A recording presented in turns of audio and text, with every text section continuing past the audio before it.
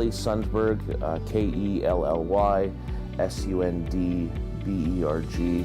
I'm an associate professor at Mount Royal University in the Department of Economics, Justice and Policy Studies, and I'm also an adjunct associate professor in the Department of Environmental Design at the University of Calgary. And prior to my academic career, I served 15 years in various enforcement positions with what is today the Canada Border Services Agency. I've been involved with this project. It was one of the little bit of a latecomer to it, but when I was approached and thinking about the importance of bridging knowledge between practitioners, academics, policymakers, and thinking of how this many barriers that exist in the study of borders, especially with the data, and how important it is for academic community to come together and really start looking at how can we build collective data sets that we can share information with one another so that we can identify realities and provide insight to the public and to academe and to government that truly is informed. When looking at projects that focus on the United States, American data is very available. Within a Canadian context, it's either the government doesn't collect it in a very usable manner, or they just won't share it. And this becomes a very big challenge. And what I really liked about this project is, although coming from an Alberta perspective, it's very personal to me. One, my family was one of the first settling families of Alberta back in the mid to late 1800s. So I have obviously a strong connection to the province. And then two, I've served as an officer at both the Calgary and Edmonton International Airports. And I've also been an inland immigration enforcement officer and served as the Minister's Counsel in Calgary in the inland enforcement and with the Immigration Refugee Board in Calgary. And then now leaving the government and going into academia at Mount Royal, which is a university in Calgary. It's been a wonderful experience and opportunity to be one of the first and only people, I'm the only person right now, to actually start looking at how border security within a context of Alberta plays. Now, obviously, there's only 4% of the CBSA's operation is within the province of Alberta, and a smaller fraction, obviously, within Calgary. But when we think of the growth of Calgary, and we think of the prairies becoming now a destination for a lot of newcomers to Canada, it's important that these issues start to be looked at.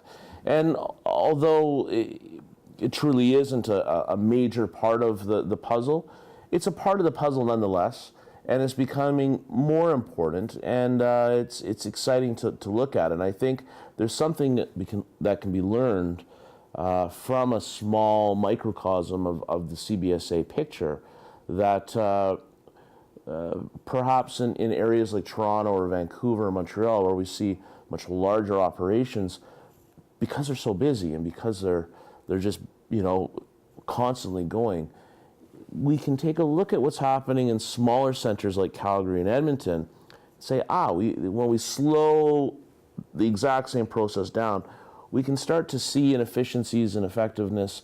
Where is there an opportunity for learning and education of officers and these things? So I'm really hoping that this project will foster research in that area. And then the other key component, I believe, that's often overlooked in this area of study is the impact that lacking border security has on municipal policing. So, for instance, when firearms on the Alberta-Montana border are not detected,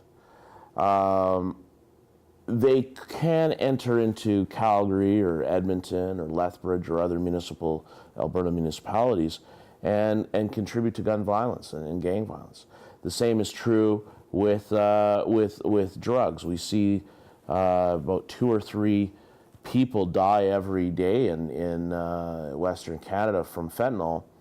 fentanyl is being smuggled from overseas, and I see that there's an important role, a role that the CBSA should be playing more into in working with their municipal and provincial law enforcement partners. And when I started this project, I started exploring, one of the key things I looked at is how involved is the CBSA with their provincial and municipal law enforcement partners? And I found it's almost nil in Alberta.